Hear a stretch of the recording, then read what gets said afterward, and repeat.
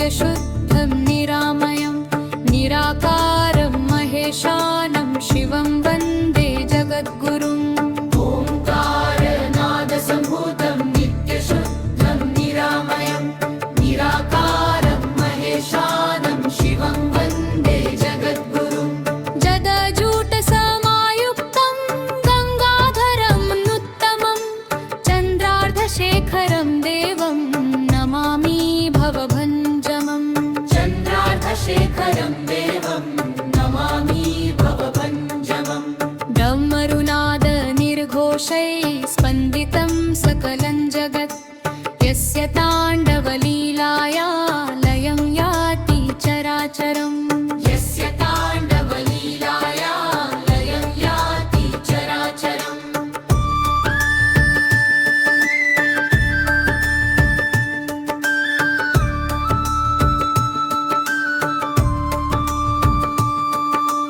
नीलकण्ठं करुणासिन्धुं विषपानकृतव्रतं भक्तानां भयहारिणं शिवं शरणमाश्रये भक्तानां भयहारिणं शिवं शरणमाश्रये न मे धनं न मे मानः न कामो न च वैभवं त्वत्पादकमले नित्यं भक्तिरेव मम म्रिणा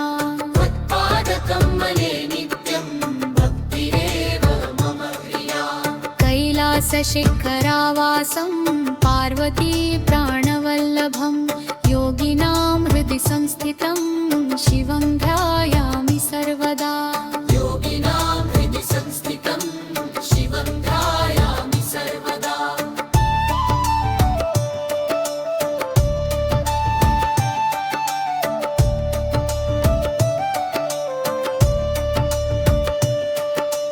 यः पठेत् शिवभक्त्या तु स्तवं नादमयं शुभं संसारबन्धनात् मुक्तः स याति शिवसायुज्यम् संसारबन्धनात् मुक्तः स याति शिवसायुज्यम्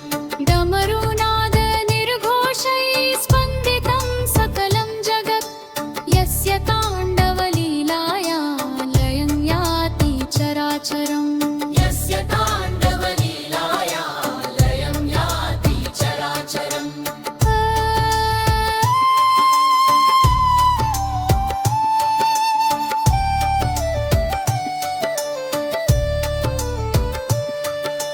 नीलकण्ठं करुणासिन्धुं विषपानकृतव्रतं भक्तानां भयहारिणं शिवं शरणमाश्रये भक्तानां भयहारिणं शिवं शरणमाश्रये न मे धनं न मे मानः न कामो न च वैभवं त्वत्पादकमले नित्यं भक्तिरेव मम प्रिया त्वत्पादकमले नित्यं भक्तिरेव मम प्रिया कैलासशिखरावासं